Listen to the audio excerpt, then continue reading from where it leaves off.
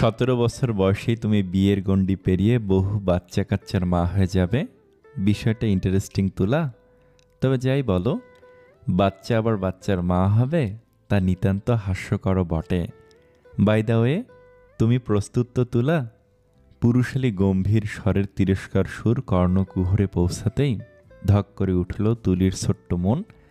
হাত থেকে ফসকে পড়ে গেল তুলির সিঁদুর রাঙা লাল ওড়নাটা। মুহূর্তেই কানগুলো গরম হয়ে এলো।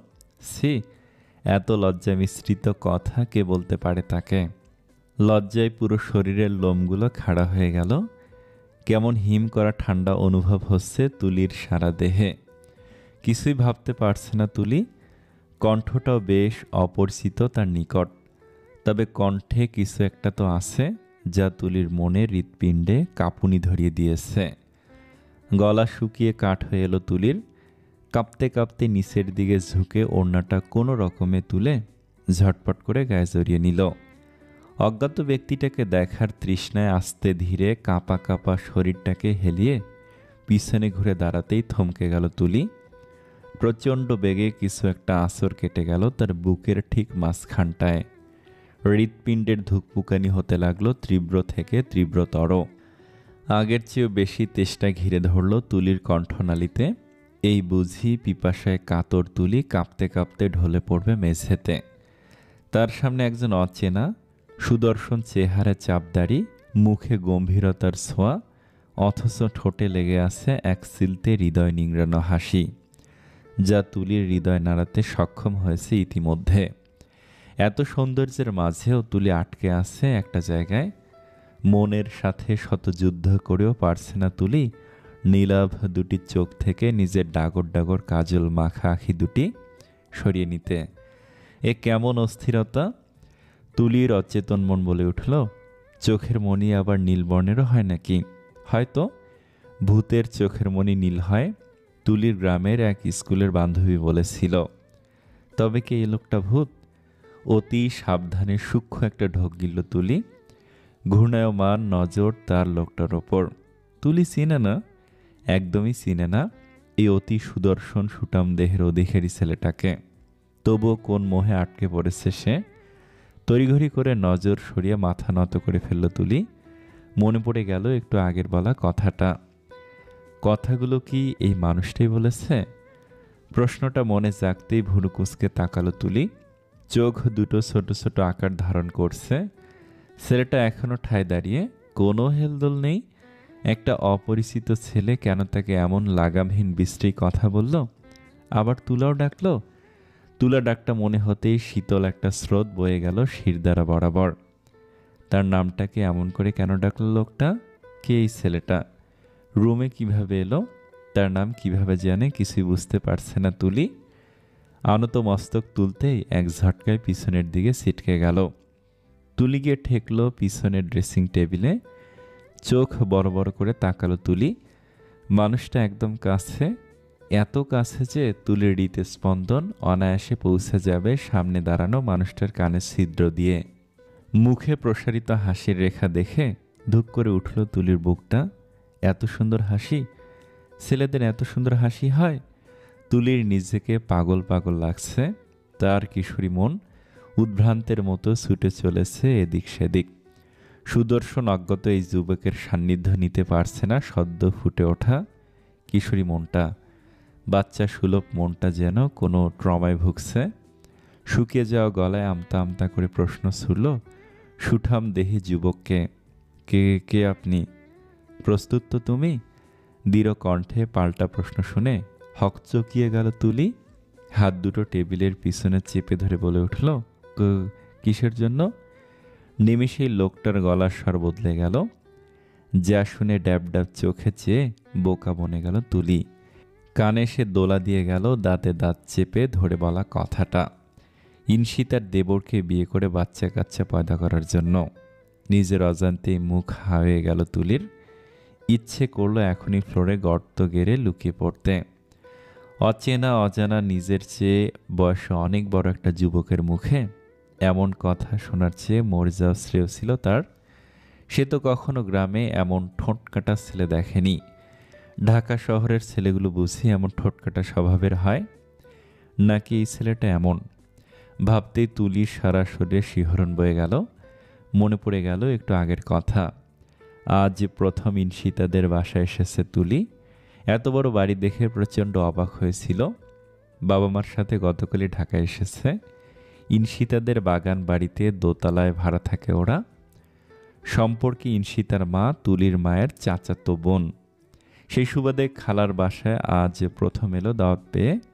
ইনশিতাকে বিয়ের জন্য দেখতে এসেছে শুনে বড্ড খুশি হয়েছে তুলি। বিয়ের অনুষ্ঠান বেশ লাগে তার। কিন্তু কে জানতো ইনশিতার দেবর ভাইয়ের বউ দেখতে এসে সবার সামনে লাজ লজ্জা ভুলে তুলির হাত চেয়ে বসবে। এখনই তুলি লজ্জায় জড়তায় এক মুহূর্ত না দাঁড়িয়ে ছুটে চলে এসেছে রুমটায়। নিচে কি কথা হয়েছে কিছুই জানে না সে। রুমে এসে গলা থেকে জর্জেট ওড়নাটা হাতে নিয়ে দ্রুত বেগে শ্বাস ফেলতে লাগলো। ওড়নাটা যেন তার গলায় ফাঁস লাগিয়ে দিয়েছিল। নীরবে নিজের লজ্জা নিবারণ করতে চেয়েছিল তুলি, তবে কে জানতো এমনটা হবে। কিন্তু এই লোকটা কিভাবে জানলো তুলি একদমই বুঝতে পারছে না। আচ্ছা, এই লোকটা কি ইনশিতা আপুর শ্বশুরবাড়ি থেকে এসেছে? হয়তো। আমি তো সবাইকে দেখিনি। হয়তো ছেলেটার কিছু প্রয়োজন। মনে মনে কথাগুলো বলে তুলি চট করে কিছু একটা আন্দাজ করে ফেলল। নিজের এক হাত তুলে ডান দিকে ইশারা করে দাঁত কেলিয়ে বলে উঠল, আপনি বুঝি ওয়াশরুম খুঁজছেন তাই না ভাইয়া? ওই যে ওয়াশরুম, অনেক বড় ওয়াশরুম, টয়লেট টিস্যু আছে। এত বড় ওয়াশরুম যে আপনার বের হতে ইচ্ছে করবে না। আর টয়লেট টিস্যুগুলো সেই। তুলি নিজের অদ্ভুত কথাগুলো সম্পূর্ণ করার আগেই আঁতকে উঠল। চোখে মুখে নেমে এলো ভয়ের ছায়া। কারণ সামনে দাঁড়ানো লোকটা চোখের অগ্নি তেজের প্রখরে ছোট্ট তুলি যেন জ্বলে পুড়ে ছারখার হয়ে যাবে। মিনমিন করে বলে উঠল, আমি কিছু করিনি, আমি কিছু করিনি। আমি তো ওয়াশরুমের বর্ণনা দিচ্ছিলাম। আপনি এভাবে তাকাবেন না, আমি ছোট্ট, আমার তো ভয় লাগছে, আমি ভয় পাই তো। তুলির মিনমিন স্বরের কথাগুলো কানে পৌঁছাতেই ঠোঁটের কোণে ক্ষীণ হাসি ফুটে উঠল লোকটার। তার নীলাভ চোখ দুটো বিচরণ করতে লাগলো শ্যামবর্ণার ভয় মিশ্রিত মুখ জুড়ে। এক পশলা বৃষ্টির ছোঁয়া যেন নিভিয়ে দিল সমস্ত লাভা। লোকটা গায়ের শুভ্র সাদা শার্টের দুটো বোতাম খুলতে খুলতে হেয়ালি গলায় বলে উঠল, বেচারা নিজের হাড় ভাঙার জন্য নিজে বিপদ ডেকে এনেছে। বলতে বলতে আর একটা বোতাম খোলার চেষ্টায় মত্ত হয়ে তুলির দিকে এগিয়ে আসতে লাগলো। ভয়ে জড়সড় হয়ে কিংকর্তব্য বিমূঢ় হয়ে বসে রইল তুলি। এমন পরিস্থিতিতে সে কখনো পড়েনি। মনে হচ্ছে তার শ্বাসটাকেও আটকে দিচ্ছে। ভয়ার্ত স্বরে বলে উঠল, আপনি কাছে আসছেন কেন? আমি গভীরভাবে নিজের উষ্ণ ছোঁয়া বিলিয়ে দিতে চাই তোমার কুসকুসে কালো তিলখানায়। তাই ঘোর লাগা কণ্ঠের বাক্যবাণী শ্রবণ হতেই মৃদু বাতাস ছুঁয়ে দিয়ে গেল তুলির হৃদয় জুড়ে। ভয় মিশ্রিত চোখে একবার ছেলেটার দিকে তাকাতেই বাঁকা হাসি খেয়ে তবদা খেয়ে গেল তুলি। যেন লোকটা তার মুখের ভয় দেখে মহা আনন্দ পাচ্ছে। পরক্ষণে নিজের পিছনে আয়না আছে খেয়াল হতে মুহূর্তে তুলির পায়ের নিচের মাঝেও যেন কাঁপতে লাগলো। ও মা গো বলে চিল্লিয়ে উঠল তুলি। নিজের সর্বশক্তি দিয়ে দৌড়ে এসে ইনশিতের রুমে ঢুকল। সুন্দর মায়াবী গড়নের চেহারার একটা মেয়ে এগিয়ে এসে জাপটে ধরল তুলিকে। থরথর করে কাঁপছে তুলি। আমরিন ভুরু কুঁচকে তাকালো তুলির ভয় লজ্জা মাখা শ্যামবর্ণ চেহারায়। অসম্ভব মায়া মেটার মুখে, লজ্জা ভয় পাওয়ার মুখে কাউকে এত মায়াবী লাগে আমরিন তুলিকে না দেখলে কখনো উপলব্ধি করতে পারত না। তবে তুলি এমন কেন করছে তা আগে জানতে হবে তার। তুলিকে বিছানায় বসিয়ে পানির গ্লাস এগিয়ে দিল আমরিন। ঢকঢক করে পানি খেয়ে তুলি ভয়ার্ত স্বরে বলে উঠল, বাম কর্নারের দিকটায় বড় রুমটাতে একটা ভূত। ভূত? অবিশ্বাসের স্বরে প্রশ্ন করল আমরিন। হ্যাঁ, নীলমণি সাপের মতো না, না ভূতের মতো। অনেক ফর্সা লম্বা একটা ভূত, ছেলে ভূত। কপালে ভাঁজ ফেলে চিন্তায় মগ্ন হলো আমরিন। কিছু সেকেন্ড পর তার দুগালে টোল পড়ল। হাসতে হাসতে চোখ দিয়ে পানি বের হয়ে এলো আমরিনের। তুলির রাগে গা জ্বলে উঠল আমরিনের হাসি দেখে। দাঁত কিরমির করে কিছু বলতে নিবে, তখনই আমরিন হাসি থেমে বলল, তুলি বেবি, ওই ভূতটা আমার বড় ভাইয়া আদ্র আহনাফ। আমার ভাই অতিরিক্ত রাগী, বদমেজাজি, তাই বলে ভূত বলবি? ভাইয়া জানলে কিন্তু তুই শেষ, তুলোর বাচ্চা। আমরিন, বল। বছর দুয়েক আগে যে গ্রামে মেম্বারের ছেলেকে মেরে আইসিইউতে পাঠিয়েছিল, উনি সে আদ্র ভাই। অবিশ্বাস্য স্বরে এক ঝাঁক ভয় নিয়ে প্রশ্নটা করল তুলি। আমরিন মাথা দুলিয়ে হ্যাঁ বুঝালো। পরক্ষণেই ভাবান্তর ভঙ্গিতে প্রশ্ন করল, তুই জানলি কিভাবে?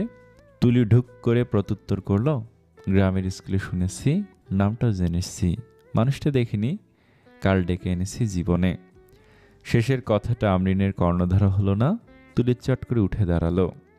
আমরিনকে কিছু বলার সুযোগ না দিয়ে বড় বড় পা ফেলে সিঁড়ি বেয়ে নেমে এলো। কেউ যেন না দেখে তাই পা টিপে টিপে বেরিয়ে এলো বাড়ি থেকে। আর আসবে না এই বাড়িতে, কে চায় বাঘের খাঁচায় ধরা দিতে।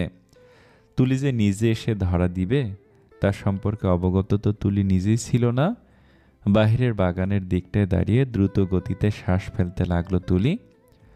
চলে যেতে নিলেই কারো ডাকে পা আটকে গেল তার। ভয়ে ভয়ে পিছনে তাকাতেই চোখে পড়ল এক হাসি মাখা যুবকের শ্যামলা চেহারাটা, ইনশিতার হবু দেবর পূর্বকে। একবার আশপাশ চোখ বুলালো তুলি, ভয়ে ভয়ে বলল, জি। চলে যাচ্ছে বুঝি? আবার দেখা হবে। তুলি চলে যেতে নিলে আবার ডেকে উঠল পূর্ব। রাগে ভয়ে হাত পা সরিয়ে কাঁদতে ইচ্ছে হচ্ছে তুলির। এই ছেলের জন্য না জানি আবার বাঘের শিকার হতে হয় তার। পূর্ব কিছুটা কাছে এসে দাঁড়াতেই তুলি দুপা পিছিয়ে গেল। শুষ্ক ঠোঁট জোড়া জিহ্বা দিয়ে ভিজিয়ে নিয়ে বলল, কিছু বলবেন? আসলে কিভাবে বলবো বুঝতে পারছি না। মাথা চুলকে মৃদু হাসল পূর্ব। রাগে ক্ষোভে তুলির মুখ থেকে অস্ফুট স্বরে বেরিয়ে এলো, বুঝতে না পারলে মুড়ি খা, মুড়ি খেয়ে বুঝ বাড়া। তুলির কথা শুনে হতবাক হয়ে গেল পূর্ব। চোখ ছোট ছোট করে বলে উঠল, হোয়াটের গোষ্ঠী কিলাই? আমার জান যায় যায় অবস্থা, আর এখানে ইংরেজের আমদানি। তুলি মুখ বেঁকিয়ে কিছু একটা বলতে যাবে, তখনই বারান্দায় একজোড়া লাল চোখ দেখে হুঁশ উড়ে গেল তার। এক পা করে পিছিয়ে নিজের জীবনটা হাতে নিয়ে প্রাণপণে ছুটে গেট দিয়ে বেরিয়ে গেল। বেঁচে থাকলে অনেক কথা বলা যাবে। ছুটতে ছুটতে বলতে লাগলো তুলি। লাল চোখ জোড়ার মালিক হাত মুষ্টিমেয় করে হালকা হেসে বিড়বিড় করল, আস্ত তুলা, দৌড়ের সাথে না জানি তুমি বাতাসে উড়ে যাও, আর সাথে কারো প্রাণ পাখিটাকেও চুরি করে নিয়ে যাও। ইনশিতা ও আমরিনের সাথে দ্রুত পায়ে হাসপাতালের ভেতরে প্রবেশ করলো তুলি। প্রবেশ করতেই গলাটা পিপাসিত হয়ে উঠল। খামচে ধরল আমরিনের হাতটা। হাসপাতাল ভীতি আছে মেটার, আবার সাথে কেউ থাকলে একদমই ভয় পায় না। তবে এই ভয়টা এখন কিসের জন্য ঠিক আন্দাজ করতে পারছে না তুলি। ইনশিতা যে তাকে কেন ধরে বেঁধে হাসপাতালে নিয়ে এলো একদমই বুঝতে পারছে না তুলির অবুঝ মনটা। আমরিনের হাতটা শক্ত করে জড়িয়ে ধরে ইনশিতার পিছু পিছু চলল দুজন। একটা কেবিনের সামনে সে থামলো ওরা। দরজা ঠেলে ভিতরে ঢুকতেই স্তব্ধ হয়ে গেল তুলির শরীর। ডাগর ডাগর চোখগুলো কয়েকবার পলক ঝাপটিয়ে সামনে তাকালো। না, তুলির চোখগুলো একদম সত্যি দেখছে। এ কি করে সম্ভব? দুদিন আগেও তো ভালো ছিল লোকটা। তুলির মনে আশারে ঝড় নেমে এলো। বিষাদ ফুটে উঠল যন্ত্রণায় কাতর বেডে শুয়ে থাকা লোকটাকে অবলোকন করতেই। অতি নরম মনের আবেগে মিশ্রিত মেয়ে তুলি। সহজে কার কষ্ট তার সহ্য হয় না, সহ্য করতেই পারে না। লোকটার জন্য খুব খারাপ লাগছে তার। আমরিনের সাথে এক সাইড হয়ে দাঁড়িয়ে রইল ঠাই। বেডে শুয়ে থাকা পূর্বের নিকট এগিয়ে গেল ইনশিতা।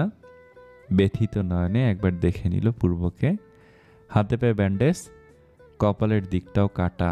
দেখে বোঝা যাচ্ছে ছেলেটা বেশ ভালোই ব্যথা পেয়েছে। অথচ গত দুদিন আগেও ইনশিতাদের বাড়িতে সুস্থ সবল দেহ নিয়ে উপস্থিত হয়েছিল। হঠাৎ করে কারা এমন করে মারল কিছুই জানে না কেউ। জ্ঞান ফেরার পর পূর্ব বলেছিল 3টে ছেলে ছিল আর সবাই মুখে মাস্ক পরা ছিল। রাতের আধারে স্পষ্ট দেখার সুযোগ হয়নি তার। দুঃখী কণ্ঠে বলে উঠল ইনশিতা, কেমন লাগছে পূর্ব ভাইয়া? কেমন ফিল করছেন? পূর্ব জড়সড় হয়ে স্থির হয়ে থাকা তুলির দিকে এক দৃষ্টিতে তাকিয়ে স্মিত হেসে উত্তর দিল, ভালো ছিলাম না, তবে কারো উপস্থিতি মনের জোর বাড়িয়ে ভালো হতে বাধ্য করছে। থ্যাঙ্কস ভাবি। পূর্বের কথা শুনে অধর জোরে হাসি ফুটে উঠল ইনশিতার। ড্যাব ড্যাব চোখে চেয়ে রইল তুলি। পূর্বের নজর তাকে তীব্র লজ্জায় ফেলে দিল। মনে কেমন একটা ভয় ভয় অনুভূত হতে লাগলো। পূর্বর দৃষ্টি স্বাভাবিকভাবে নিতে পারছে না তুলি। আমরিন নিজের চশমাটা ঠিক করে একবার তুলির দিকে তো একবার পূর্বের দিকে তাকালো। পূর্ব যে তুলির প্রেমে হাবুডুবু খেয়ে মরতে বসেছে তাতে কিঞ্চিত মাত্র সন্দেহ নেই, কিন্তু তুলির মনে কি চলছে তা সঠিক ঠাহর করতে ব্যর্থ আমরিন। তাতে কি, যার মন চায় প্রেম করুক, কিন্তু তার যে প্রেম করা নিষিদ্ধ। এক সুদর্শন যুবক তাকে থ্রেট দিয়েছে, কারো প্রেমে পড়লে তার হৃৎপিণ্ড বের করে বক্স বন্দি করে নিজের কাছে রেখে দিবে। অধিকার মিশ্রিত সেই ভয়ঙ্কর বাক্যটা শুনলে অন্তরটা কেঁপে ওঠে আমরিনের। ভিতর জুড়ে বইতে থাকে শীতল স্রোতের তাণ্ডব। অতিশয় বিস্ময় জড়ীভূত তুলি সংকোচ কাটানোর লক্ষ্যে ধীর পায়ে ইনশিতের পাশে এসে দাঁড়ালো। মুখে হাসি টেনে পূর্বকে উদ্দেশ্য করে বলে, কেমন আছেন ভাইয়া? সাময়িক ব্যবধানে চুপসে গেল পূর্বের অমায়িক হাসিটা। চেহারা দেখে আন্দাজ করা যাবে ভাইয়া ডাকটা তার বিশেষ পছন্দ হয়নি। ইনশিতা তুলির পাশ থেকে সরে এলো। আমরিনের হাতটা চেপে ধরে বাইরে যাওয়ার জন্য উদ্যত হতে আটকে উঠল তুলি। হুড়মুড়িয়ে ওদের সাথে যাওয়ার জন্য পা বাড়াতেই ইনশিতে ব্যস্ত কণ্ঠে বলল, আমরা ক্যান্টিনে যাচ্ছি তুলি। রনক বোধহয় ক্যান্টিনে। 5 মিনিটে যাব, ঠিক 10 মিনিট পর চলে আসব। কিন্তু তুলিকে বলার সুযোগ না দিয়ে পায়ের গতিবেগ বাড়িয়ে উধাও হয়ে গেল দুবন। হতবুদ্ধি হয়ে পড়ল তুলি। কোনো উপায় না পেয়ে পূর্ব ইশারা করতেই টুল টেনে বসে পড়ল। তবে তার নজর মেঝেতে। পূর্ব শান্ত স্বরে বলে উঠল, আমার দিকে তাকাচ্ছ না কেন তুলি? ব্যান্ডেজে বুঝি বড্ড রোগা রোগা লাগছে। পূর্বের কথায় ফিক করে হেসে উঠল তুলি। হাসতে হাসতে বলে উঠল, রোগা রোগা লাগছে কিনা জানি না, তবে খুব অদ্ভুত লাগছে। তুলির হাসির দিকে মুগ্ধ চোখে চেয়ে রইল পূর্ব। কোনো প্রকার দ্বিধাহীন বিমূর্ত স্বরে বলল, আমার তোমাকে অনেক ভালো লাগে তুলি। বাক্যটা শ্রবণ হতে কেঁপে উঠল তুলি। মৌনতা পালন করে তড়িঘড়ি করে বাইরে যাওয়ার জন্য পা বাড়ালো। পূর্ব হাত বাড়িয়ে তুলিকে আটকানোর চেষ্টা করতেই কেউ এসে প্রচণ্ড জোরে হাতটা ছিটকে ফেলে দিল। হ্যাঁচকা টানে সম্মুখে দাঁড়ানো ব্যক্তিটার বুকে আবিষ্কার করলো নিজেকে তুলি। চোখ মুখ খিঁচে ফেলল ভার চোটে। পূর্বের ব্যথাতুর আর্তনাদ কর্ণগোচর হলেও নির্বাক তুলি। তার সারা শরীর থরথর করে কাঁপছে। মাথা ঠেকিয়ে রাখা বুকের বাঁ পাশ হতে প্রচণ্ড ধরফরানি শব্দ শুনতে পাচ্ছে। হৃৎস্পন্দনগুলো তড়িৎ গতিতে তার কানে এসে বাড়ি খাচ্ছে। তুলির ইচ্ছে জাগলো বুকে দীর্ঘক্ষণ মাথা রেখে মানুষটার হার্টবিট মাপতে। এ কেমন অনুভূতি? মনের সুপ্ত কোণে সদ্য জন্ম নেয়া কিশোরী অনুভূতিগুলো ছুটতে শুরু করলো তীব্র বেগে। তুলির বেহায়া মন মস্তিষ্কের কাছে জিততে গিয়েও হেরে গেল। পরক্ষণে স্বতন্ত্র হয়ে উঠল তুলি। নিজের মনকে ধিক্কার জানাতে লাগলো বারবার। ভীতু মন নিয়ে সরে যাওয়ার প্রস্তুতি নিতেই তার বাহু আঁকড়ে ধরে ধাক্কা দিয়ে সরিয়ে দিল মানুষটা। হকচকিয়ে গেল তুলি। পড়তে গিয়েও নিজেকে সামলে নিল। লজ্জায় অপমানে হু হু করে কেঁদে উঠল মনটা। ছলছল দৃষ্টি নিবদ্ধ হলো একজোড়া ক্রোধান্বিত নয়নে। ফর্সা চেহারার ক্রোধানলের ছাপ দেখে তুলির অন্তরটা কাঁপলেও ওপর থেকে স্তব্ধতা তাকে ঘিরে ধরেছে। মুখ থেকে অস্ফুট স্বরে বেরিয়ে এলো আর্দ্র। নিমিষে একঝাঁক অনুভূতি জড়ো হলো তুলির অজান্তেই মন পাজরে। আর্দ্র নামটা অযাচিত মনে কয়েকবার আওড়ালো। ক্রোধাবিষ্ট উজ্জ্বল ফর্সা মুখশ্রী, গায়ে ব্লু শার্টের ওপর সাদা অ্যাপ্রন, নীলাভময় চোখে একরাশ রাগের ছটা, সব একত্রিত হয়ে একটা অস্ত্রে পরিণতি লাভ করে যেন অনবরত তুলির হৃৎপিণ্ডে আঘাত করছে প্রতি মুহূর্তে। সেই সাথে তীব্রতর অবাক আদ্রকে দেখে। আদ্র ভাইয়া কি ডাক্তার? তুলির মস্তিষ্ক তৎক্ষণাৎ বলে উঠল, তুলির দিক থেকে তীক্ষ্ণ দৃষ্টি সরিয়ে পূর্বের মুখ ও পানে তাকালো আদ্র। পূর্ব তখনও হাতের ব্যথায় আর্তনাদ করছে। আদ্র নির্লিপ্ত ভঙ্গিতে একবার চেয়ে সঙ্গে আসা নার্সকে কিছু একটা ইশারা করলো। নার্স ইয়েস স্যার বলে পূর্বের হাতে থাকা একটা ইনজেকশন পুশ করে বলল, রিল্যাক্স মিস্টার পূর্ব, ব্যথা সেরে যাবে, এখন একটু ঘুমানোর চেষ্টা করুন। পূর্ব আদ্রর দিকে এক পলক চেয়ে কিছু বলতে গিয়েও বলতে পারল না। অজস্র ঘুম এসে ভিড় জমালো তার দু চোখে। নিভু নিভু চোখ দুটো একটা সময় ঢলে পড়ল ঘুমের রাজ্যে। নার্সও বেরিয়ে গেল সাথে সাথে। পূর্বের মুখের দিকে তাকিয়ে রইল আদ্র। দূর থেকে তুলির চক্ষু গোচর হচ্ছে আদ্রর কপালে দৃশ্যমান রগগুলো, অথচ ঠোঁটের কার্নিশে প্রতীয়মান প্রস্ফুটিত হাসি। কারোরই বোঝার সাধ্য নেই যে তিনি রেগে আছে নাকি স্বাভাবিক। তুলি আনমনে বলে উঠল, আজব ডাক্তার সাহেব। আদ্রকে নিজের দিকে শার্টের হাতা ফোল্ড করতে করতে নিজের এগিয়ে আসতে দেখে ভীতিগ্রস্ত হয়ে পড়ল তুলি। এক পা করে পিছাতে পিছাতে দেয়ালের সাথে সেটে দাঁড়ালো। এত শক্তিশালী হাত দিয়ে আমায় মেরে ফেলবে না তো? তুলির চিন্তার মধ্যে হুট করে খুব কাছে এসে দাঁড়ালো আদ্র। আদ্রর উপস্থিতি নিজের এত কাছে পেয়ে অজস্র শিহরণ বয়ে গেল তুলির সারা শরীরে। দেয়ালের এক পাশে হাত ঠেকিয়ে সম্মোহিত নয়নে চেয়ে তুলির দিকে ঝুঁকে পড়ল আদ্র। পারফিউমের ঘ্রাণ নাকে এসে বাড়ি খেতেই অতি সন্তর্পণে ছোট্ট একটা ঢোক গিলল তুলি, যা দেখে আদ্রর গলা শুকিয়ে গেল। সরে আসতে নিয়েও আরও অত্যাধিক ঝুঁকে গেল তুলির দিকে। কানে সে স্পষ্ট বাজতে লাগলো মেয়েটার হৃদস্পন্দন। দু চোখ বন্ধ করে নিল আদ্র। নীল বর্ণের চোখে মাত্রাধিক নেশা। ফুটে উঠল সম্মুখে স্থির শ্যামবতীর তীর তীর করে কাঁপতে থাকা চেহারাটা দেখে। ঘন ঘন ঢোক গিলতে মগ্ন মেয়েটা তুলির অস্থিরতা অনুধাবন করতেই হৃদয় শীতল স্রোত অনুভব করল আদ্র। সম্মুখে ভাসমান কম্পনরত চেহারার দিকে দৃষ্টি নিবদ্ধ রেখেই কঠিন গলায় উচ্চারণ করল, হাতটা স্পর্শ করার অধিকারও আমি কাউকে দেইনি। ছুঁয়ে দেখার অধিকার আমার। নিঃশ্বাসটুকু কেড়ে নিয়ে স্বয়ং নিজেকে নিঃশ্বাস করে দেওয়ার অধিকারটুকু আমার। চমকে উঠল তুলি। সারা কেবিনে চোখ দুটো বিচরণ করছে তার। একটু আগে আদ্রর সাথে এই কেবিনটাতে এসেছে। আদ্রর কথার আগা মাথা কিছুই ঠাহর করতে পারছে না তার মস্তিষ্ক। এক প্রকার ব্যর্থ বললেই চলে। ডাক্তারদের লেখার মতো ঠিক কেমন যেন প্যাঁচানো আদ্রর কথাগুলো। এত গভীর ভাষা বোঝার ক্ষমতা তার নেই মস্তিষ্কে। মনে মনে বলে উঠল, একটু সাদাসিধে ভাষা বললে কি ডাক্তার সাহেবের বিরাট ক্ষতি হয়ে যাবে? তুলির দিকে ঝুঁকে থেকে আদ্র ফের বলে উঠল, এখানে কেন? হাসপাতাল দেখতে, কাঁপতে কাঁপতে জবাব দিল তুলি। হাসপাতাল দেখতে? আদ্রের ভুরু উঁচিয়ে করা প্রশ্নে হতভম্ব হয়ে গেল। নিচু স্বরে জবাব দিল, পূর্ব ভাইয়াকে দেখতে। কখনো যদি কথা বলার ক্ষমতা হারিয়ে ফেলো তাতে একদম আমায় দোষারোপ করতে পারবে না। দ্বিতীয়বার পূর্ব ডাকতে সাবধান তুলি। আদ্র ঠান্ডা গলায় কঠোর বাক্য শ্রবণ হতে পিলে চমকে উঠল তুলির। মুখ খুলে কিছু বলার ভাষাও যেন হারিয়ে ফেলল। দেয়ালের সাথে আরেকটু মিশে দাঁড়ালো। না চাইতে ভয়ার্ত চোখ দুটো বারংবার আটকে যাচ্ছে আদ্রর নেশাময় চাহনিতে। মাথাটা ভনভন করছে তুলির। শ্বাস আটকে আসছে। ঝাপসা ঝাপসা লাগছে সব কিছু। কেন আদ্র কাছে আসলে এত ভয়ানক ঝড় হয় হৃদয় পাটে।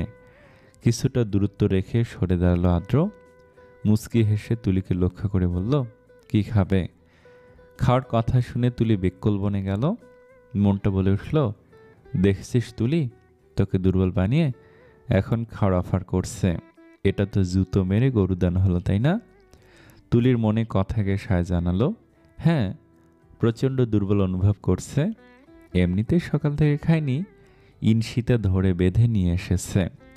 তার উপর আদ্র নামক মানুষটা তার মন শরীর দুটো অংশে প্রবল দুর্বলতা বিস্তার করে চলেছে। তুলি দুর্বল গলায় জবাব দিল, কিছু না।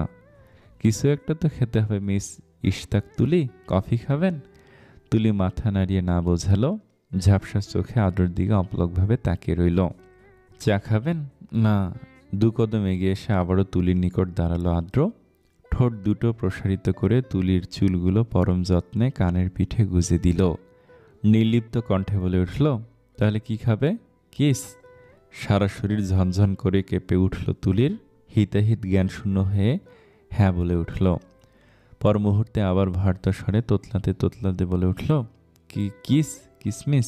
কিসমিস খাবো। ভীষণ হাসি পেল আদ্রর। হাসি চেপে তুলির তোতলানো স্বর শুনে কিছু বলতে নিবে তার আগেই প্রচণ্ড বেগে আছড়ে পড়ল তুলি আদ্রর বুকে। চমকে গেল আদ্র।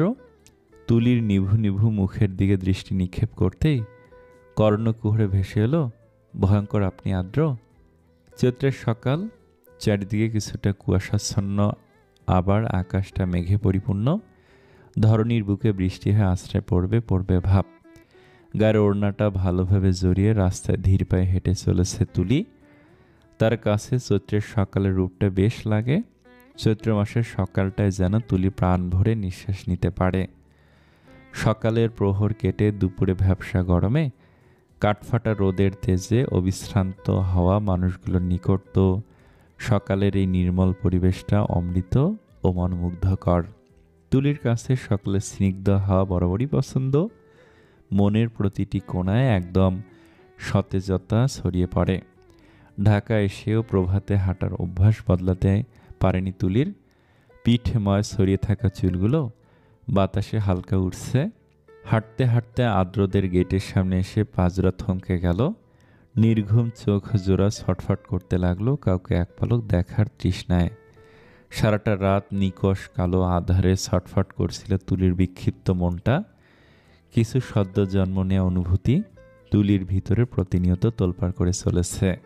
তবে কি ১৭ বছরের কিশোরী জীবনের আবেগের প্রস্ফুটন ঘটছে, নাকি অন্যরকম ভয়ঙ্কর ভালো লাগার জন্ম নিচ্ছে? তুলিকে দেখতে পেয়েই দারোয়ান মুখে হাসি ফুটিয়ে গেট খুলে দিল। দুটানা মন নিয়ে ভিতরে পা বাড়ালো তুলি। চারপাশে চোখ বুলিয়ে ঠোঁটের কার্নিশে স্নিগ্ধ হাসি ফুটে উঠল। মনে পড়ে গেল গতকাল হাসপাতালের কথা। আদ্র সেই উদ্বিগ্ন চেহারাটা। ইস, কি মনোরম ছিল সেই দৃশ্যখানি। তুলি নিষ্পলক চেয়েছিল আদ্রর দিকে। এক কথায় সংজ্ঞায়িত করা যায়, ইহা ছিল মুগ্ধতার চাহনি। সেদিন পিটপিট করে চক্ষুদয় মেলে তুলি নিজেকে হাসপাতালের বেডে আবিষ্কার করল। আঁতকে উঠল তুলি। মাথাটা প্রচণ্ড ভারী অনুভব করতেই উঠে বসার বৃথা প্রয়াস চালালো। উঠতে নিলে ব্যথায় আহ করে চিল্লিয়ে উঠল। দু চোখ বুজে কপালে দুহাত ঠেকে বসেছিল আদ্র। মৃদু চিৎকারের আওয়াজ কানে আসতেই সোফা থেকে ছুটে এলো দ্রুত গতিতে। তুলির দিকে না তাকে হাতটা আগলে ধরে অস্থির হয়ে পড়ল। তুলিও দিক বিদিক ভুলে মগ্ন হয়ে পড়ল আদ্রর অস্থির চেহারা দেখতে।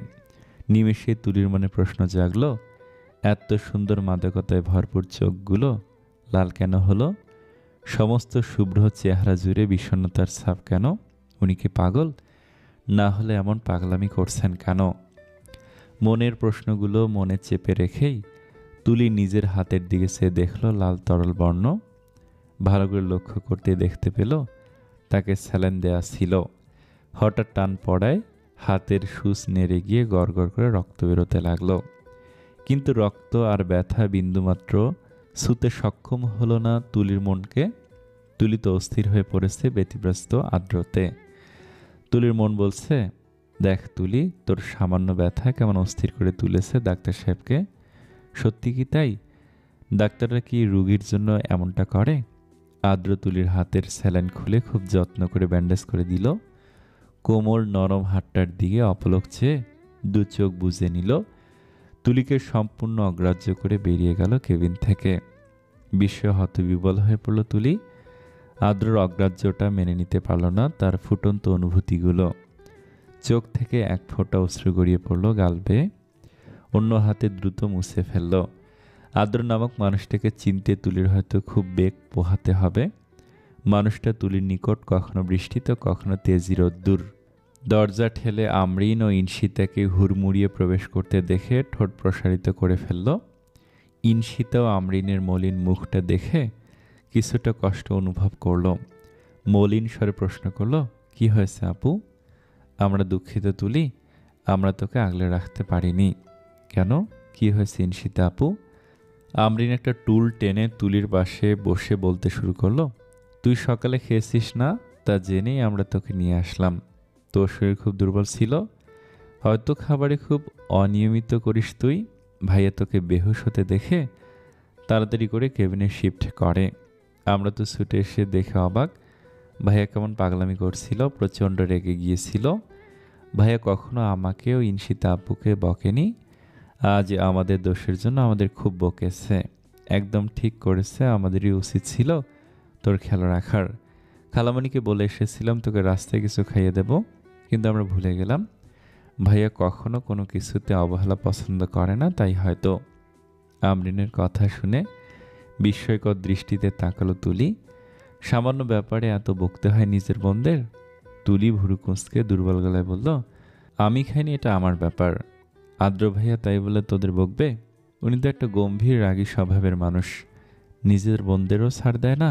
নতুলি, আমাদের ভাইয়া বেস্ট ভাইয়া, আমাদের ভাইয়ের মতো কেউ হতে পারবে না। ভাইয়ের মতো ভালোবাসা আমাদের কেউ দিতে পারেনি, আর না কখনো পারবে। ভাইয়াকে খুব বেশি ভালোবাসি আমরা। ভাইয়ের জন্য আমরা দুবোন জীবন দিতেও কুণ্ঠা বোধ করব না। He is best. ইনশিতা ও আমরিন একসাথে কথাগুলো বলে উঠল। তীব্র থেকে তীব্রতর অবাক হয়েছিল তুলি সেদিন দু বোনের ভাইয়ের প্রতি অবিরাম ভালোবাসা দেখে। বড় ভাই বুঝি এমনই হয়। ইনশিতা ও আমরিন যখন ভাইয়ের কথা বলছিল, কি উপচে পড়া খুশি ছিল দু বোনের চোখে মুখে। অনায়াসে উপলব্ধি করতে পেরেছিল তুলি, আদ্র বোনদের অসম্ভব ভালো না বাসলে এতটা খুশি দেখা যেত না আমরিন ও ইনশিতার চেহারায়। সত্যি হয়তো আদ্র ভাই হিসেবে পারফেক্ট। আমরিন ও ইনশিতা তুলিকে জড়িয়ে ধরে রেখেছিল অনেকক্ষণ, যেন তুলিকে আগলে রাখাই ওদের মুখ্য কাজ। সেদিনের পর আর দেখা পায়নি তুলি আদ্রর। সারা রাত নিদ্রাহীন প্রহর কাটিয়ে আজ হাজির হয়েছে চৌচির হয়ে থাকা মন নিয়ে। আশা একটাই, হঠাৎ কোনো ঢেউয়ের দর্শনে তৃষ্ণা মেটানো। সদর দরজায় এসে দাঁড়াতেই হাতে আকস্মিক আলতে স্পর্শ অনুভব করতেই প্রখরভাবে কেঁপে উঠল তুলির পুরো শরীর। চকিতে তাকালো সম্মুখে দাঁড়ানো ব্যক্তির দিকে। তাকাতেই পরম ভালো লাগা বিস্তার করতে লাগলো চোখ মুখ জুড়ে। মৃদু হেসে সায়রা বেগমের দিকে তাকিয়ে রইল। সায়রা বেগম পরম মমতায় তুলির মাথায় হাত বুলিয়ে বাড়ির ভিতরে টেনে নিলেন। সোফায় পাশে বসিয়ে চিন্তিত স্বরে বলে উঠলেন, কিরে মা, এত সকালে বেরিয়ে এলি যে? কাল তুই ইনশিতা আমরিনের মুখে শুনলাম তুই নাকি বেহুশ হয়ে গিয়েছিলি। শুনে আমার বুকটা কেঁপে উঠেছিল। ঠিকমতো খাবার খাবি এখন থেকে। আফসানা আসলে ঠিকমতো বকে দিব। সে কি জানে না আমার তুলির কিছু হলে তার রক্ষে নেই? অতিরিক্ত স্নেহে তুলির চোখে জলের সঞ্চার হলো। ইচ্ছে করলো কেঁদে ভাসিয়ে দিতে। ইনশিতা আমরিন, আদ্রর মা সায়রা বেগম, এই মানুষগুলো তুলিকে একটু বেশি স্নেহ করে, অথচ উনি কি জানে ওনার রাগী বদমেজাজি ছেলে কি পরিমাণ ভয় দেখায় তুলিকে? জানেন হয়তো, কিন্তু কি করার, আদ্র যা রাগী। বাড়ির প্রত্যেকটা মানুষ আদ্র রাগে দমে থাকে তা নয়, বরং মাত্রাতিরিক্ত ভালোবাসে তাকে। তুলি সায়রা বেগমের কাঁধে মাথা রেখে ঠোঁট উল্টে বলে উঠল, আম্মুর দোষ নেই খালামুনি, আমারই দোষ। আচ্ছা, ইনশিতা আপু ও আমরিন কি ঘুমাচ্ছে? সকাল 6টায় ওদের কাছে গভীর রাত বুঝছিস? আর ওদের সকাল হলো 9টার পর। যদি পারিস একটু মানুষ কর দুটোকে। একটার তো কয়েকদিন বাদে বিয়ে, অথচ 10টা পর্যন্ত ঘুমের স্বভাব পরিহার করার নামগন্ধ নেই। কথাটা বলে একটা দীর্ঘশ্বাস ফেলেন সায়রা বেগম। তুলি তড়িঘড়ি করে দাঁড়িয়ে পড়ে হাসি মুখে বলে উঠল, আমি ওদের রুমে যাই খালামণি। তুই আমার আর একটা মেয়ে। এই বাড়িতে আসতে অথবা বাড়ির কোথাও যেতে তোর কোনো পারমিশনের প্রয়োজন নেই তুলি। তুলি অতি আনন্দে উচ্ছ্বসিত হয়ে সায়রা বেগমকে শক্ত করে জড়িয়ে ধরল। খানিক সেকেন্ড বাদে নিজেকে ছাড়িয়ে দৌড়ে সিঁড়ি বেয়ে উপরে উঠে এলো ইনশিতা ও আমরিনের রুমে যাওয়ার জন্য। যাওয়ার পথে তার নজর গিয়ে আটকালো কর্নারের রুমটার দিকে। মনটাকে হাজারটা গালি দিয়ে তুলি পা বাড়াতে নিলে বাধা পড়ল মনের কাছে। পা টিপি টিপে অতি সাবধানে রুমের সামনে এসে দাঁড়ালো। দরজাটা হালকা ভেজানো দেখে কিয়ৎক্ষণ বিস্মিত হলেও দুরু দুরু বুক নিয়ে শুধু একটাবার তৃপ্ততার ছোঁয়া পেতে শব্দহীন পায়ে ঢুকে পড়ল রুমে। ঘোর অন্ধকারে ঢাকা রুমটা। সকালের হালকা আলো বরাবর ব্যর্থ হচ্ছে সাদা পর্দা সরিয়ে রুমে প্রবেশ করতে। তুলি একটাবার ভাবলো পর্দাগুলো সরিয়ে দিয়ে। পরক্ষণে মনে পড়ল সে তো চোর, চুরি করে কাউকে এক পলক দেখার টানে ছুটে এসেছে। বিছানার কিছুটা কাছে এসে দাঁড়ালো ভীতি শঙ্কা নিয়ে। আকস্মিকভাবে উষ্ণ গরম নিঃশ্বাস অনুভব করতেই শরীরের প্রত্যেকটা পশম শিউরে উঠল। শ্বাস ভারী হয়ে আসতে লাগলো ক্রমাগত। ধরা পড়ে গেলে যেমন অনুভূত হয় ঠিক তেমনভাবে হাঁসফাঁস করতে লাগলো। তুলি উপলব্ধি করতে পারছে তার অতি সন্নিকটে কেউ দাঁড়িয়ে। বেহায়া মনের আকুতিকে প্রশ্রয় দিয়ে মোটেও এই রুমে পদার্পণ করা উচিত হয়নি তার। আদ্র যদি লাজলজ্জাহীন মেয়ে বলে আখ্যায়িত করে, ভেঙে পড়বে সে। পিছন ফিরে কিছু বলার জন্য উদ্যত হতেই সামনে উপস্থিত ব্যক্তির সাথে ধাক্কা খেয়ে পড়ে যেতে নিলে কোমরে দুটো বলিষ্ঠ হাতের বাঁধন পেল। হাত দিয়ে খামচে ধরল আদ্রর কালো টি শার্টের বুকের কাছের কিছু অংশ। কোমরে হাতের আলতো চাপ দিয়ে তুলিকে নিজের অতি নিকটে টেনে নিল আদ্র। ভয় মিশ্রিত সারা মুখশ্রীতে চোখ বুলিয়ে এক হাত দিয়ে লাইটের সুইচ অন করল। ভয় সংকোচে তুলির গাল দুটো রাঙা হয়ে উঠেছে, ঠোঁট দুটো তীর তীর করে কাঁপছে, যা বেসামাল করে তুলছে আদ্রকে। আদ্রর ঘুম ঘুম মুখটা দেখে এক মুঠো শান্তি ছুঁয়ে গেল তুলির হৃৎপিণ্ডে। অতিশয় মুগ্ধতা নিয়ে পলকহীন তাকিয়ে রইল, লজ্জা শরম উচ্ছিন্নে দিয়ে।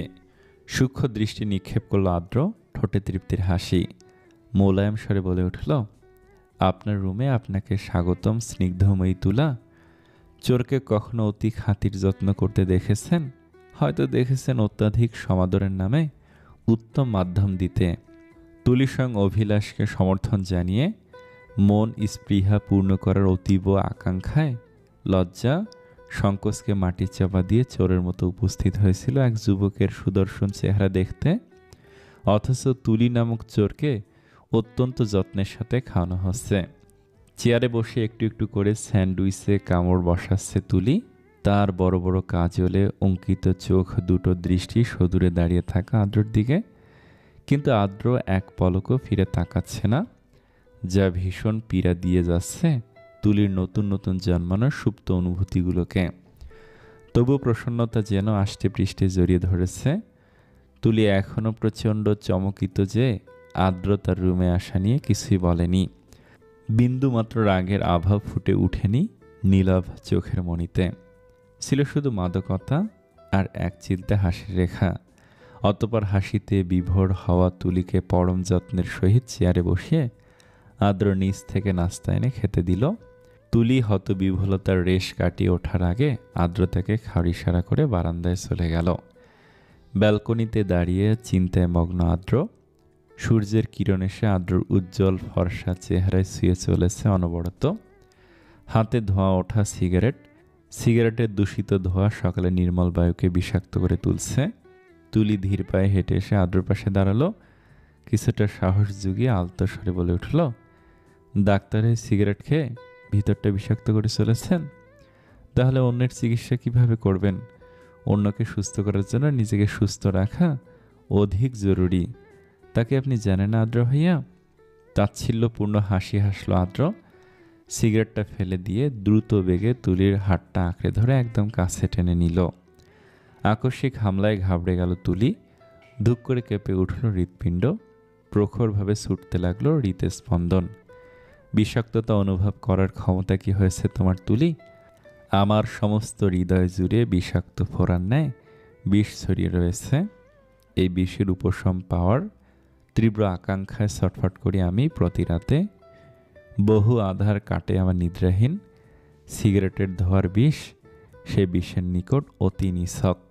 আদ্রর উচ্চারিত প্রতিটি শব্দ যেন ঝংকার তুলে তুলির শ্রবণ গ্রন্থিতে প্রবেশ করল। প্রবল স্রোতের ন্যায় ভয়ঙ্কর কিছু অনুভূতিরা হৃদয় পটে আছর কেটে গেল। সমস্ত লজ্জা সংবরণ করে মুখ উঁচুতে তুলে আদ্রর দিকে করুণ চাহনি নিক্ষেপ করল তুলি। আদ্রর কণ্ঠে বিষাদের রেশ ছিল, তা বেশ অনুভব করেছে সে। খুব করে বলতে ইচ্ছে করছে, সামান্য নিছক বিষটা না হয় ত্যাগ করুন। তুলিকে ছেড়ে দিয়ে চলে যেতে নিলেই গড় গড় করে মনের কথাটা ব্যক্ত করে ফেলল। মৃদু হাসল আদ্র। তুলির পা থেকে মাথা পর্যন্ত চক্ষু নিবেদন করল। মেয়েটা বেশ পিচ্ছি, বয়স বলুক আর উচ্চতায় দুটো ক্ষেত্রে বেশ পিচ্ছি। তবু কেন এত তোলপাড় হয় তার হৃৎপিণ্ডে? আদ্রর চাহনিতে দৃষ্টি পড়তে দমে গেল তুলি। এমন চাহনি এর আগে দেখেনি সে। মাদকতাময় চাহনি যেন তুলির মনটাকেও তীব্র নেশার অতল গহ্বরে তলিয়ে দিচ্ছে। শ্যামবর্ণা তুলির আদ্রর বুকে মুখ লুকিয়ে বলতে ইচ্ছে করছে, এভাবে তাকাবেন না আদ্র। আমার হৃৎপিণ্ডের ধুকপুকানি কি আপনি শুনতে পাচ্ছেন? হৃদয়ে ওঠা ঝড় কি আপনাকে ছুঁতে পারছে? নিজেকে রক্ষা করতে আপনার ওই প্রশস্ত বুকে মুখ লুকালে তো উপাধি দিবেন আমি নির্লজ্জ, চরিত্রহীনা। কাঁপা কাঁপা পা দুটো সামনে বাড়াল তুলির। আদ্রর দিকে তাকানোর সাহস যে তার আর নেই। এখন তার পালিয়ে যাওয়া শ্রেয়। আদ্রর সাথে পরিচয় হয়তো 4 থেকে 5 দিনের, তবে তার সম্পর্কে যতটুকু জানে, আদ্রর রাগের শিকার যে হবে তার আর রক্ষে নেই। অন্যায় ও মুখের ওপর কথা বলা এই লোকের মোটে পছন্দ না, তুলি আমরিনের কাছ থেকে জেনেছে। তুলিতে এত ছোট হয়ে মুখের ওপর কথা বলেছে, আবার মেরে বসবে না তো? তুলির ভাবনার জগৎকে উচ্ছেদ করে একটা কোমল কণ্ঠ কর্ণপাতে ভেসে আসলো। নিমেষে আটকে গেল তুলির দুপা মেঝেতে। ছাড়িয়ে দাও। কি? বিষাক্ততার ধোঁয়া ছাড়িয়ে মুক্ত করো আমায়। আদ্রর দিকে এক পলক চেয়ে তুলি কিছু একটা ভেবে বলে উঠল, সিগারেট? জি। অতিশয় বিস্ময়ে জড়ীভূত হয়ে গেল তুলি। সে কিভাবে ছাড়াবে সিগারেট? এমন আজব কথা বলছে কেন আদ্র নামের লোকটা? কিছুক্ষণ ভেবে প্রত্যুত্তর করল, ছাড়িয়ে দিলে কি দিবেন? তুমি যা চাও। একটা বেগুনি রঙের শাড়ি দিবেন? ভুরু কুচকে এলো আদ্রর। দু পকেটে হাত ঢুকিয়ে ব্যালকনিতে ঘেঁষে দাঁড়ালো। রসাত্মক স্বরে বলে উঠল, তোমার শাড়ি পরার বয়স হয়েছে? প্রশ্নটা তুলির ছোট্ট মনে এক ঝাঁক রাগের বাসা বেঁধে দিল। 17 বছর বয়সকে শাড়ি পরার জন্য যথেষ্ট না? তুলি যদি পারত তবে এই মুহূর্তে আদ্রর কানে চিৎকার করে বলতো, নীলবর্ণের নেশা মিশ্রিত চোখ দুটোকে একজন চক্ষু ডাক্তারের সাক্ষাৎ করে আনেন ডাক্তার সাহেব। কিন্তু মেয়েটা বড্ড অসহায়। বলার অপরাধে না জানি গাল লাল হয়ে ওঠে। সে আতঙ্কে জর্জরিত হয়ে থমথমে গলায় বলল, আমার শুধু শাড়ি না, সংসার করারও বয়স হয়েছে ডাক্তার সাহেব। নিজের কথায় নিজে হতভম্ব হয়ে গেল তুলি। মুখে হাত দিয়ে চোখ বড় বড় করে আদ্রর দিকে তাকালো, কারণ আদ্র হুট করে একদম মুখোমুখি এসে দাঁড়িয়েছে। চোখ দুটো লাল টকটকে হয়ে উঠেছে নিমেষেই। ভয়ে তুলির প্রাণ পাখি বেরিয়ে আসার উপক্রম। কিছু বলতে নিবে, তার আগে আদ্র ডান হাতটা খপ করে ধরে কনিষ্ঠ আঙ্গুলে কামড় বসিয়ে দিল। গাঢ় স্বরে বলে উঠল, সহ্য করার বয়স হয়েছে তো? শীতল হয়ে উঠল তুলির পুরো দেহ। লজ্জায় মরে যাওয়ার প্রবল ইচ্ছে জাগল। প্রথমবার, কিশোরী জীবনে প্রথমবার এমন স্পর্শের সম্মুখীন হয়েছে। কি করলো এটা আদ্র? তুলির চোখে লজ্জার ছাপ, তাতে যেন কোনো ভ্রুক্ষেপ নেই মানুষটার। কালো ওড়নাটা আঁকড়ে ধরে একটা অংশ দিয়ে তুলির চোখের কাজলগুলো মুছে দিল অতি যত্ন সহকারে। রাগান্বিত স্বরে বলে উঠল, আমি দেখেছি, আর কারো দেখার প্রয়োজন নেই। এক মুহূর্ত আর দাঁড়ালো না আদ্র, চলে গেল পাশ কাটিয়ে, কিন্তু রেখে গেল অজানা ঘরে ডুবন্ত তুলিকে। উত্তপ্ত দুপুর, চৈত্র মাসের শেষ প্রহর, তবুও কতটা উত্তাপ। রোদের প্রখরে ঘেমে একাকার তুলি, তার পাশে সমান তালে হাঁটছে আমরিন। কলেজ ছুটি হয়েছে খানিক সময় আগেই। মৃদু স্বরে বলে উঠল, আজ সব মেহমান চলে আসবে তুলি, তুইও কিন্তু আজ থেকে আপুর বিয়ে অবধি আমাদের বাসায় থাকবি। তুলি খুশিতে গদগদ হয়ে বলে উঠল, আমি তো এখনই চলে যাব। তুলির হাসি দেখে মনটা জুড়িয়ে গেল আমরিনের। মেয়েটাকে তার ভীষণ ভালো লাগে। কারোর সাথে সহজে মিশতে পারে না আমরিন। বিশ্বাস করার অযোগ্য হলেও এটাই সত্য। 17 বছরের জীবনে একটা ফ্রেন্ড নেই তার, তবে এখন আছে। তুলি এখন তার শুধু বেস্ট ফ্রেন্ড না, তার চেয়েও বেশি। অন্যদিকে তুলির পুরো অন্তর জুড়ে প্রফুল্লতা বিরাজমান। কয়েকটা দিন আদ্রর একদম সান্নিধ্যে থাকতে পারবে ভাবতেই মন চাইতেই খুশিতে নাচছে। তুলি জানে না অনুভূতিগুলোর সঠিক ব্যাখ্যা, কিন্তু তার কিশোরী মনটা আসক্ত হয়ে পড়েছে আদ্রতে। আদ্র নামটা শুনলেই প্রশান্তির নির্মল বাতাস বয়ে যায় মনের প্রতিটি কোণায় কোণায়। তেজস্বী রোদ অবিরাম বিরক্ত করলেও তুলির ঠোঁটে ভালো লাগার হাসি। হাসিটা হয়তো তুলির চিকন দুটো ওষ্ঠদয়কে আলিঙ্গন করে বলছে, তোর কিশোরী জীবনে গভীর প্রণয়ের আগমন তুলি। গেটের সামনে আসতে দেখলো ড্রাইভার গাড়ি নিয়ে হাজির। আমরিন ও তুলি গাড়িতে উঠে বসে ড্রাইভারকে গাড়ি স্টার্ট দিতে বলল। সাথে সাথেই কেউ গাড়ির দরজা মেলে তুলির পাশে বসে পড়ল। ক্লান্ত কণ্ঠে ড্রাইভারকে গাড়ি চালানোর অনুমতি দিল। চমকে তাকালো আমরিন ও তুলি দুজনেই, কিন্তু অপর পাশের মানুষটার যেন তাতে কোনো খেয়ালই নেই। আমরিনের দৃষ্টির আড়ালে তুলির এক হাত দিয়ে নিজের হাতের মুঠোয় পুরে নিল। আতঙ্কিত চোখে আমরিনের দিকে চাইল তুলি। আমরিন বিস্মিত গলায় বলে উঠল, তুমি কখন এলে ভাইয়া? আগে এসেছি, তোদের জন্য ওয়েট করছিলাম। একটা কল অ্যাটেন্ড করার জন্য কিছুটা দূরে ছিলাম। ও, আজ যে তুমি এদিকে? হাসপাতাল থেকে বাসায় যাচ্ছিলাম, আজ গাড়িটা আমি নিয়েছি। সেটা ভালো লাগছিল না, তাই ড্রাইভারকে নিয়ে গিয়েছিলাম। ভাবলাম তোদের নিয়েই ফিরি। কথাটা বলে আমরিনের অগোচরে তুলিকে কাছে টেনে নিল আদ্র।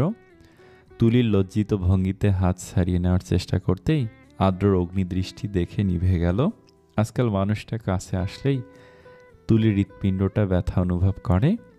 অসহনীয় ব্যথা, কানের কাছে গরম নিঃশ্বাস পড়তেই নখ দাবিয়ে দিল আদ্রর ফর্সা হাতে প্রখরভাবে। কর্ণকুহরে প্রতিধ্বনিত হলো, প্রতিশোধ নিলে তুলা? সারা রাস্তায় নীরব ভূমিকা পালন করেছে তুলি। তুলিদের বাসার সামনে দিয়েই আদ্রদের বাসায় যেতে হয়। সেই সুবাদে আগে আমরিন নিজে নেমে তুলিকে নামার সুযোগ করে দিল। আদ্রর দিকে এক পলক চাইল তুলি, মোবাইল টিপতে ব্যস্ত তার ডাক্তার সাহেব। তুলিকে জড়িয়ে ধরল আমরিন, মোলায়েম স্বরে বলল, একটু পরেই ব্যাকপ্যাক গুছিয়ে চলে আসবি কিন্তু। আজকে তোকে ভাইয়ার জীবনের স্পেশাল একজনের সাথে পরিচয় করাবো। তমসার ঘোর অন্ধকারে বিলীন হয়ে গেল তুলির অনুভূতিরা। প্রচণ্ড জোরে ধারালো একটা ছুরির ন্যায় কিছু একটা ঠিক বুকের বা পাশে গিয়ে বিঁধল। রক্তক্ষরণ হতে লাগলো অনবরত। কম্পনরত স্বর জিজ্ঞেস করলো, কে? আমরিন ফিসফিস করে হাসি মুখে জবাব দিল, ভাইয়ার গার্লফ্রেন্ড। আধা ঘন্টা যাবত মেয়ের সামনে বসে আছেন ইশরাত আফসানা। ওনার চেহারায় বিস্তার করে চলেছে বিরাট দুশ্চিন্তা। তুলির চোখ মুখ ফুলে আছে, দেখতেই কেমন বিধ্বস্ত দেখাচ্ছে। শতবার জিজ্ঞেস করেও কোনো উত্তর পেলেন না তিনি। বুঝতে পারলেন তুলি হয়তো কোনো কারণে খুব বেশি কষ্ট পেয়েছে। বিছানায় বসে মেয়ের হাতটা টেনে বুকে জড়িয়ে নিলেন। মায়ের বুকের উষ্ণতা পেয়ে কঠোর আঘাত পাওয়া তুলি ডুকরে কেঁদে উঠল। আতকে উঠলেন আফসানা। একটা মাত্র মেয়ে ওনাদের, মেয়েটার কষ্ট তিনি একদম সহ্য করতে পারেন না। কোমল কণ্ঠে জিজ্ঞেস করলেন, কি হয়েছে তুলি? চমকে উঠল তুলি। আবেগের বশে নিজের হৃদয়ের গহীনে সৃষ্ট হওয়া ব্যথা লুকাতে ব্যর্থ হয়েছে সে। মাকে কিভাবে বলবে যে তার বোনের ছেলের জন্য এভাবে কাঁদছে সে? তাই চোখের পানি মুছে আমতা আমতা করে জবাব দিল, আসলে আম্মু পেট ব্যথা করছিল, তাই মনটাও খারাপ ছিল। মেয়ের জবাবে ভুরু যুগল কুচকে এলো আফসানের। তবু তার বিশ্বাস তুলি মিথ্যে বলবে না। আর যদি বলেও হয়তো কোনো না কোনো কারণ লুকিয়ে রাখতে চাইছে। তাই তিনি আর ঘাটালেন না, মাথায় হাত বুলিয়ে বললেন, বিকাল থেকে আমরিন ইনশিতা কতগুলো কল দিয়েছে জানিস? তোর মোবাইল নাকি বন্ধ।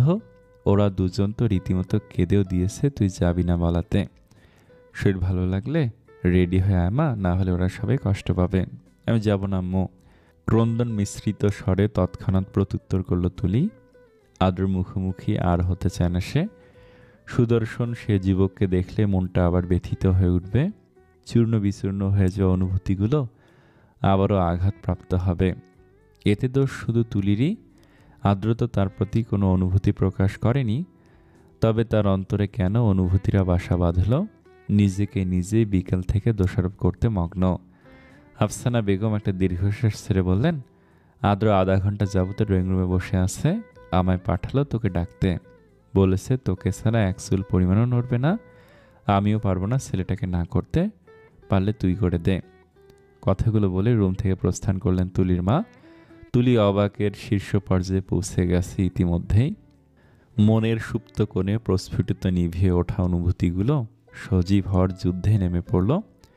পরক্ষণে কঠিনভাবে নিজের মনকে শাসালো তুলি। আদ্র হয়তো আমরিন ইনশিতার জন্যই তাকে নিতে এসেছে।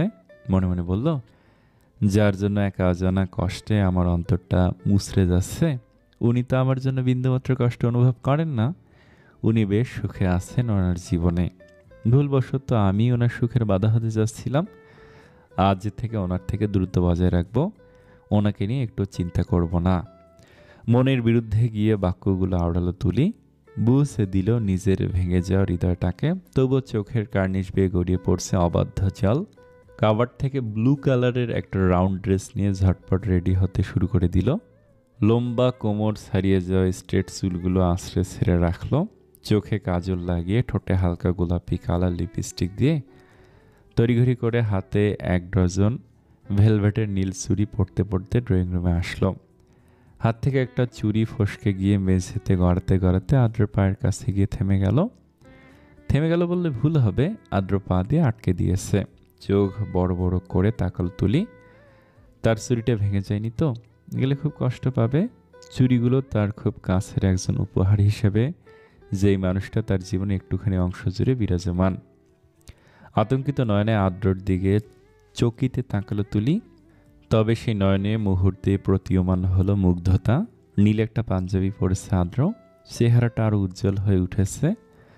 আদ্রর সাথে এই মুহূর্তে তুলির নিজেকে ফিকে লাগছে। এত সুন্দর লোকের সাথে একটা সুন্দর মেয়েকেই মানায়, আমার মতো শ্যামবতীকে নয়। মনে কথাটা উজ্জীবিত হতেই কয়েক পল্লব চেয়ে দৃষ্টি সরিয়ে নিল, মাকে বলে বেরিয়ে এলো বাসার বাইরে।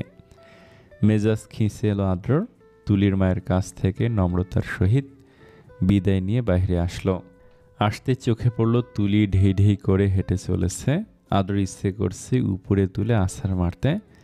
ঝাঁঝালো স্বরে ধমকে উঠল, স্টপ তুলি। তীব্র ধমকের চোটে থমকে গেল তুলি। আদ্রর তীক্ষ্ণ রাগান্বিত স্বর তার শরীরের প্রত্যেকটা ভাঁজে কাঁপুনি ধরিয়ে দিল। পিছন ফিরে দাঁড়াতেই ডাগর ডাগর আঁখি যুগলে আটকে গেল আদ্র রক্তবর্ণ দু চোখে। দেখে বোঝা যাচ্ছে বেশ রেগে আছে সে। তুলি অতি সন্তর্পণে একটা ঢোক গিল। চারিদিকে তাকিয়ে কোনো উপায় না পেয়ে পায়ের জুতো জোড়া হাতে নিয়ে দৌড় লাগালো। তুলির এহেন কাণ্ডে হতভম্ব হয়ে দাঁড়িয়ে পড়ল আদ্র। বেচারি তুলি এক দৌড়ে আদ্রদের বাড়িতে সে ঢুকলো। সোফায় বসে বুকে হাত দিয়ে জোরে সোরে হাঁপাতে লাগলো ক্রমাগত। কিন্তু তার কি সেই খেলা আছে? বহু জোড়া উৎসুক দৃষ্টি তার দিকে নিবদ্ধ, মিনিট 5 ধরে হাঁপিয়ে যাচ্ছে। চোখের সামনে পানির গ্লাস দেখে চমকপ্রদ দৃষ্টিতে তাকালো তুলি। হাতের মালিককে দেখার আশায় মুখ তুলতে কয়েক দফা ধাক্কা অনুভব করলো। আদ্র অস্ফুট স্বরে উচ্চারণ করলো নামটা। ভয় মিশ্রিত চোখে চারপাশে তাকাতেই তার চক্ষুদয় চরক গাছ। 10-12 জন মানুষ তার দিকে এমনভাবে তাকিয়ে আছে যেন এই মুহূর্তে তুলি কোনো শোপিস, যাকে দেখায় সবার নিকট মুখ্য। ভীষণ অস্বস্তি হতে লাগলো তুলির। হয়তো সবাই ভাবছে হঠাৎ কোঠার থেকে পাগলের আমদানি হলো। হ্যাঁ, পাগল। এভাবে বাড়ি ভর্তি মেহমানকে উপেক্ষা করে পাগলের মতো ছুটে এসে দীর্ঘক্ষণ হাঁপাতে থাকায় তুলি এখন নিজেকে পাগলের লিডার মনে হচ্ছে। এক তো আদ্র ভাবলেশীনভাবে তার সামনে বসে পানির গ্লাস এগিয়ে দিয়েছে, অন্যদিকে কতগুলো অপরিচিত মুখ তার দিকে নিষ্পলক চাহনি নিক্ষেপ করে রেখেছে। আদ্রর চোখে কোনো প্রকার রাগের ছিটে ফোঁটাও নেই। তাই তুলি নির্ভয়ে পানির গ্লাসটা নিয়ে রুদ্ধশ্বাসে সম্পূর্ণ পানিটুকু খেল। ভিতরে ভয় হলেও আদ্রর ভাবলেশীন দৃষ্টিতে চোখ রেখে হালকা হাসল। খালি গ্লাসটা এগিয়ে দিল। আশেপাশে সবার চোখ বেরিয়ে আসার উপক্রম। সবার খুব মায়া হচ্ছে এখানে বসা ছোট্ট অবুঝ মেয়েটার জন্য। পাশ থেকে একটা মেয়ে ভয়ার্ত স্বরে একটা ছেলের কানে ফিসফিস করে বলে উঠল, দোস্ত, আমার মনে হচ্ছে মেয়েটার মাথায় গ্লাসটা ভাঙবে। মেয়েটা বোধহয় আদ্রকে চিনে না। আমার ভীষণ মায়া হচ্ছে পিসি মেয়েটার জন্য, আমারও। কিন্তু সবাইকে অবাক করে দিয়ে আদ্র গ্লাসটা নিয়ে টেবিলে রাখলো।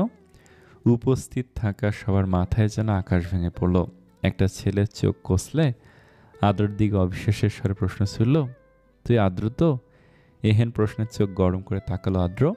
তুলির চোখে বিস্ময় ফুটে উঠল। কথাটা শুনে পেট ফেটে হাসিও আসছে তুলির। সাথে সাথে আদ্র কটাক্ষ করল, আমি না হয় আদ্র, কিন্তু তুই অন্তু তো? হিহি করে হেসে উঠল অন্তু। আশেপাশে থাকা সুন্দর রমণীকে উদ্দেশ্য করে বলে উঠল, এই পায়েল বেবি, আমি অন্তু তো, তাই না? সাথে সাথেই দাঁতে দাঁত চেপে জবাব দিল পায়েল, না, তুই তো অন্তুর যমজ ভাই সন্তু। তুই অন্তু হতে যাবি কেন? তুমি সন্তু বললে আমি অন্তু। শুধু নিজের জীবন কেন, নামটাও ত্যাগ করে দেব। Stop it, only for you baby. তুলি ব্যাকুলের মতো পায়েল ও অন্তুর দিকে তাকিয়েছিল। পায়েল ও অন্তুর জবাবে সেও সবার সাথে হু হু করে হেসে উঠল। নিমেষে মন থেকে সমস্ত ব্যথা গায়েব হয়ে গেল। হাসতে হাসতে আদ্রর দিকে তাকা দিয়ে দেখল আদ্র এক দৃষ্টিতে তার দিকে তাকিয়ে আছে, পলকও ফেলছে না। থতমত খেয়ে গেল তুলি। সামনে বসে মেয়েগুলোর দিকে আরেকবার তাকালো গাঢ় দৃষ্টিতে। আচ্ছা, এখানে উপস্থিত দুটো মেয়ের মধ্যে কি আদ্রর গার্লফ্রেন্ড আছে? ভাবতেই হৃদয়ের ক্ষতটা আরো গভীর হতে লাগলো। ব্যথায় কুকড়ে গেল অন্তরটা। তবু মনটা বলে উঠল, আদ্রর গার্লফ্রেন্ড হবে না এখানকার কেউ, তবে এরা কি আদ্র ভাইয়ের বন্ধু? তুলির মস্তিষ্কে প্রশ্নটা উদয় হওয়ার সাথে সাথেই ভাবনার সুতো ছিল আদ্রর কথায়। আদ্র মুচকি এসে বলল, মিট মাই ফ্রেন্ডস, অন্তু, নিবিড়, সাগর, পায়েল, রিমি। সবার দিকে চেয়ে তুলি আলতো হাসলো। অন্তু, নিবিড়, পায়েল, রিমি, সাগরও তুলির দিকে হাসি মুখে চেয়ে আছে। তাদের চোখ দুটো তুলির পরিচয় জানতে অধীর আগ্রহে চাতক পাখির ন্যায় চেয়ে আছে। তুলি নম্র স্বরে বলে উঠল, আসসালামু আলাইকুম, আমি তুলা। তুলির নাম শুনে অবাক দৃষ্টি নিক্ষেপ করলো সবাই। তুলি মুখে হাত দিয়ে লজ্জায় হাঁসফাঁস করছে। কি বলতে গিয়ে কি বলল? আদ্রর জন্যই তো আজ তার এই অবস্থা। মুখ থেকে হাত সরিয়ে দাঁত কিলিয়ে হি হি করে বলে উঠল, তুলা না, তুলি, ইশতাক তুলি। আমি আদ্র ভাইয়ের মায়ের চাচাতো বোনের মেয়ে।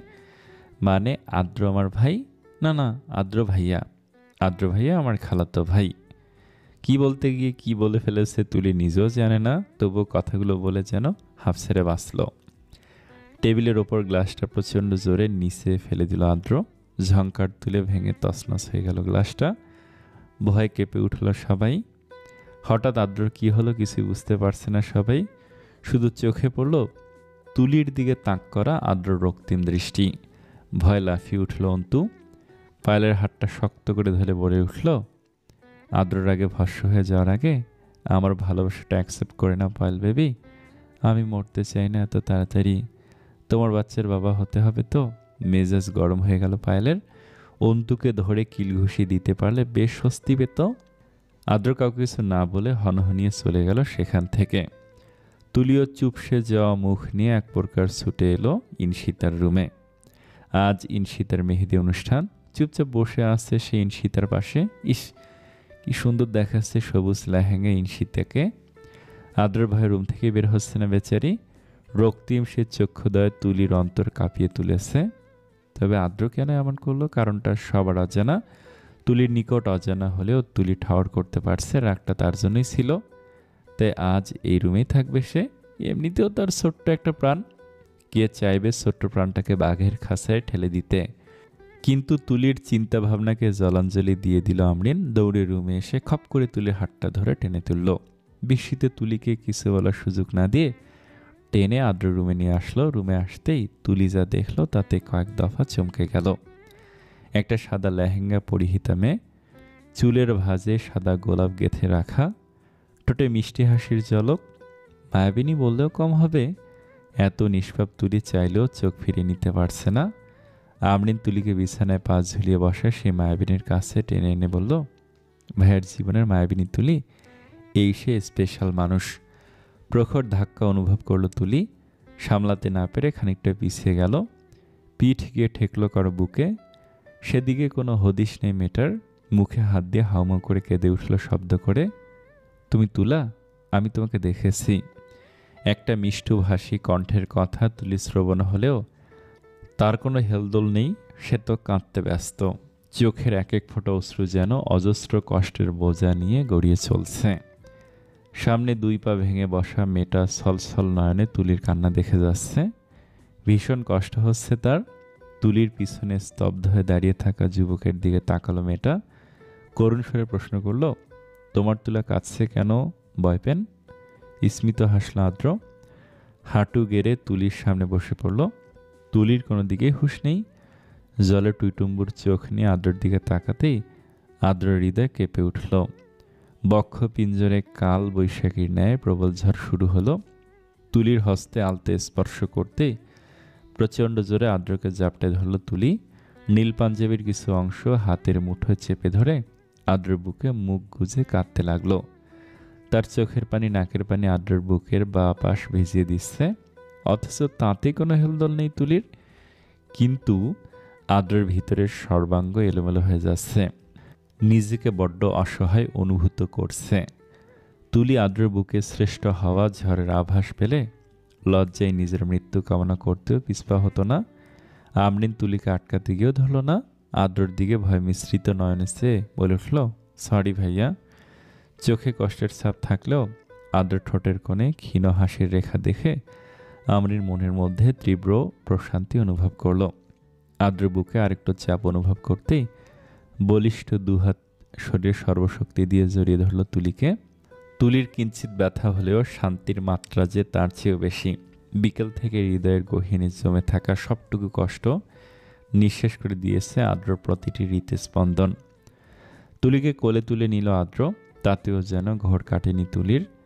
সে যেন অতি আনন্দে আর অতি দুঃখে ভুল খারাপ বিবেচনা করতে ভুলে গেছে। নিজের অশ্রুমাখা নয়ন যে আদ্রর উজ্জ্বল মুখশ্রী থেকে সরাতেই পারছে না। তুলি নিজেও জানে না সে কেন এমন করছে, তবে তার কিশোরী মন প্রখরভাবে অনুভূতিতে মিশিয়ে নিয়েছে আদ্রকে। আলতোভাবে অতি সন্তর্পণে তুলিকে বিছানায় বসিয়ে দিল আদ্র।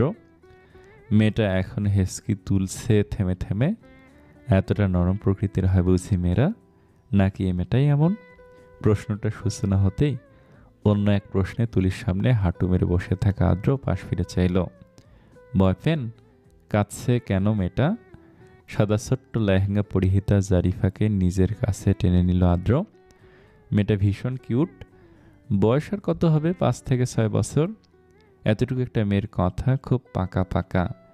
জারিফা আদ্রর ছোট ফুপু ইনায়ার মেয়ে। বিয়ের 12 বছর পর তিনি মাতৃত্বের স্বাদ পেয়েছেন। মেয়েটা এখন ওনাকে মাম্মাম বলে অভিহিত করে। তখন শুধু ইনায়ার না, প্রত্যেকটা মানুষেরই পরাণ জুড়িয়ে যায়। বহু আকাঙ্ক্ষার পর সবার জীবনে জরিফার আগমন বলে কথা। মেয়েটা আদ্র বলতে পাগল, সবাইকে বলে বেড়ায় আদ্র তার বয়ফ্রেন্ড। জারিফার গালে আলতে করে চুমু খেল আদ্র, নরম স্বরে বলে উঠল, তুলা কেমন হয় জানো তো গার্লফ্রেন্ড? অনেক সফট, রাইট?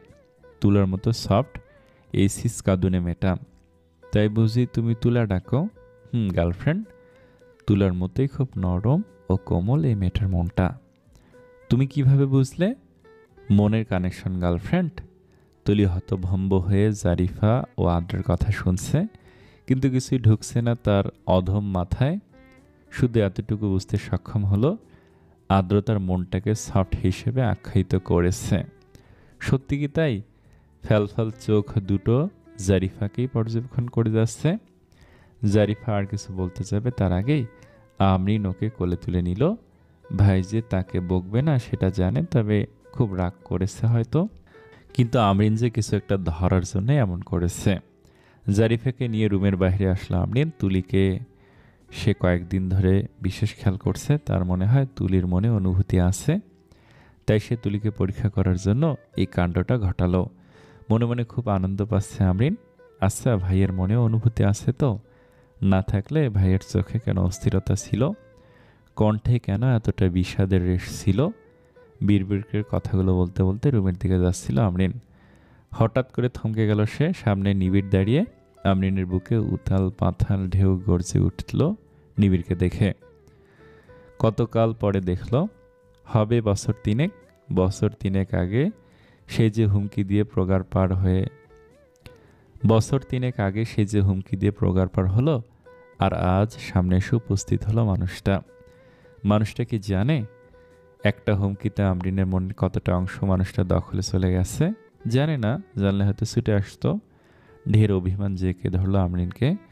কিশোরী প্রণয়ের অনলে সে যদি জ্বলতে পারে, তবে মানুষটা কেন জ্বলেনি? জ্বললে তো এতটা বছর এভাবে নিরুদ্দেশ হয়ে থাকতে পারতো না। অভিমানে নিবিড়কে পাশ কাটিয়ে যাওয়ার জন্য পা বাড়ালো আমরিন। তার আগেই নিবিড় চট করে জারিফাকে নিজের কাছে নিয়ে নিল। হালকা কেসে বলে উঠল, তুই যেতে পারিস আমরিন, আমি আদ্রর গার্লফ্রেন্ডের খেয়াল রাখবো, তাই না গার্লফ্রেন্ড? মাথা দিলে উত্তর দিল জারিফা। অভিমানী আমরিনের অতিশয় মাত্রা রাগ হলো। ভেবেছিল নিবিড় হয়তো অন্য কিছু বলবে, কিন্তু একটা সূক্ষ্ম নিঃশ্বাস ছেড়ে চলে এলো সেখান থেকে। দলা মুচড়ে যাচ্ছে ভিতরটা। 3টে বছর আগে মিশে একটা হুমকিকে মন পাজরে আঁকড়ে ধরে ভুল করে ফেলেছে সে। হতে পারে বন্ধুর বোন বলেই শাসন করেছিল, যেন বিপদগামী না হয় অল্প বয়সে। এটা গল্পের সিজন 2। আশা করি এই সিজনে আপনাদের মনের আশা পূরণ হবে। তাই অনুরোধ করব দ্বিতীয় সিজনটা শুরু থেকে শেষ পর্যন্ত দেখবেন।